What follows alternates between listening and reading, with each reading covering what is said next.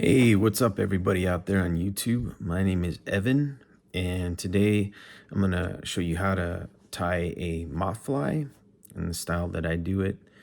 There's a lot of different ways to actually tie this fly, but I'm going to show you the method that I use, and I've had really good luck using this method. And so I'm starting out actually with what's called a Stimulator 3X curved shank hook. Okay, now this is so it's a 3X long. It's got a curved shank to it, and this is a size 12 hook. And the bead that I'm using here is a 4mm black bead, right? The same one that I got right here, 4mm black. And I've had good luck with this, keeping it. It doesn't sink super fast. This is actually a brass bead, so it doesn't sink incredibly fast or anything like that. So I can kind of get like a pretty nice drift across water that's like maybe 2 feet to 3 feet deep, something like that. So, but you can always make this sink a lot faster by using like a tungsten bead. You're welcome to do something like that. That's no problem at all.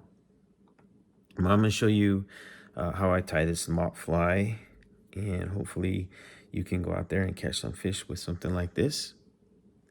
Okay, so this is the thread that I'm going to be starting out with. It's a 210. I've always had really good luck with like the 210 thread.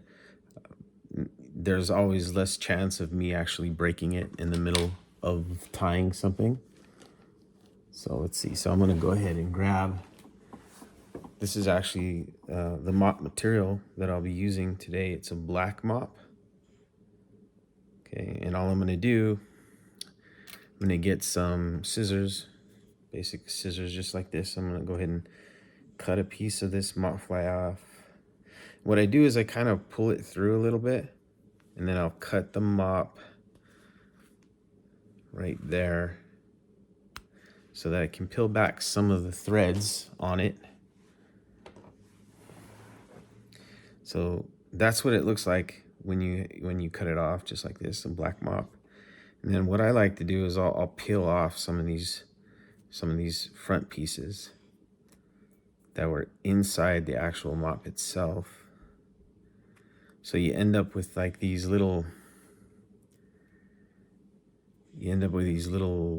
threads at the end, just like this. Okay, so I can take a little bit more off, I guess. Okay, so that's how you have it. And what I like to do is I'll actually kind of put those threads right at the front of the hook where the bead is. Okay, and I'll go ahead and let's go ahead and lay down a couple of layers of this. So I'll start this thread right about here, get some wraps in, and I'll go back to a little bit past the barb. Right now I'll smash this barb down for later on when I do some fishing. Then come back to the front of the fly, just like so. Put a couple of wraps in there. And you can actually use like your really good scissors to snip off this back piece here, that tag. Go ahead and throw that away. So yeah, let's go ahead and get back to this mop here. So this is what this mop looks like. I'll go ahead and tie it in on the front first. Let's go ahead and get some wraps here. Lock it in place here in the front. So I'll tie a few times around. Then I'll start making my way back. I'll start kind of pulling on the mop a little bit itself and kind of make my way back a little bit. Maybe about, I'm looking at maybe, what would you say, that's about 3mm? 3 or 4mm maybe? About the length or about the width of this bead. And when I get to that point, I'll actually go underneath the mop. So I'll actually go underneath here a couple times. One more wrap here. and go underneath. And then sometimes I'll actually take it to the front, kind of build up that body, and then take it back again, right? And go ahead and leave it hanging just like that. And you can, if you want to, you could snip away some of this excess stuff that you have here. You don't really need to though, because our next step is going to be kind of cool. All right, so once I have that laid down, and you can so I get these at a place called Hobby Lobby, and these have been great for having dubbing, for creating dubbing.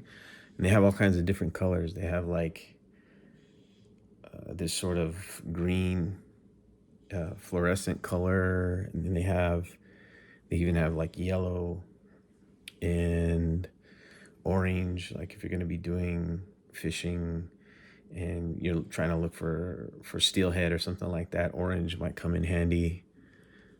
You also have purple, right? Purple is a great one. Now the cool thing about this stuff is that it's all in one puff. So what I'll do, and I think what I'll do with this fly, is we'll go ahead and give it a little flash. We'll do a white maybe. Okay. So you can kind of actually get these fibers a little bit loose by kind of moving it around like this. And then you just start taking some of the fibers out. And it's really easy. They come right out, you know. So you end up with a bunch of dubbing just like that. And you can get as much as you want, really. We'll go ahead and use some white dubbing. Right, so that's my dubbing. And in this case, I'm just going to be doing a dubbing noodle, right? And what I usually do when I'm doing a noodle like this, I'm going to scoot this back just a little bit, is, I'll go ahead and I'll have my dubbing just like this, and I'll wrap it around the thread. And if I want a really tight kind of wrap, what I can do is dip my finger into a little bit, just a little bit of water. It's like I'll have like this right next to me, and it has water in it. I'll dip my finger in there, and go ahead and tie it down a little bit better, get a little bit wet so it has some friction. Okay, and then let's get this back a little more. I'm going to go ahead and start wrapping it. Okay. And I'll start covering this whole front area. Okay, and then just wrap it all the way to the end, just like that. So now, all I do, excuse me, I had to scratch my eye a little bit there. So I have my UV resin, right? I have my UV resin. What I like to do is I'll take a little bit on the back, like I'll just put a very small amount of UV resin right here along the thread, right? Just a very small amount, just like that. And I give it about a 1/2 inch of coverage on that, about a 1/2 inch. And then I'll go ahead and tie in right behind that bead, and it kind of just locks right in place. Once I have that done, I get my whip finisher and put in about 3 or 4 whip finishes. 1, 2, 3. Great. And see, so you can actually do this with like a white thread if you wanted to, in order to sort of blend in with this dubbing that we put in here, right? You could do like white thread, but what I like to do is actually try to build up a slight black head behind this bead. Just if, it just kind of gives the head a little more definition, I think, So at this point, you can just go ahead and I use my older scissors to cut off whenever I'm cutting close to like UV resin and stuff, I'll actually cut off with my older scissors, you know, so I'll just go ahead and cut this. And that's it, guys. That is your mop fly, right? So in this case, it sort of indicates like it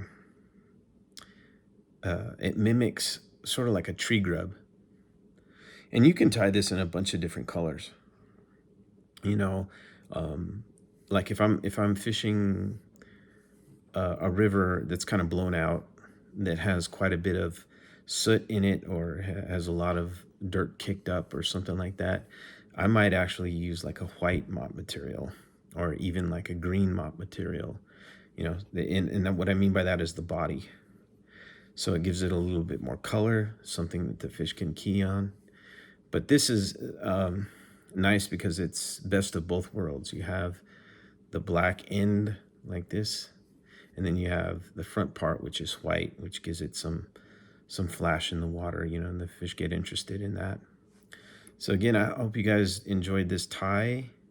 This is my first time actually showing one of my fly tying tutorials here on YouTube, and I think I'll probably, hopefully I will get better at it. I'll show you guys some more stuff. Maybe I'll do an annelid next. Thank you for hanging out with me. Good night.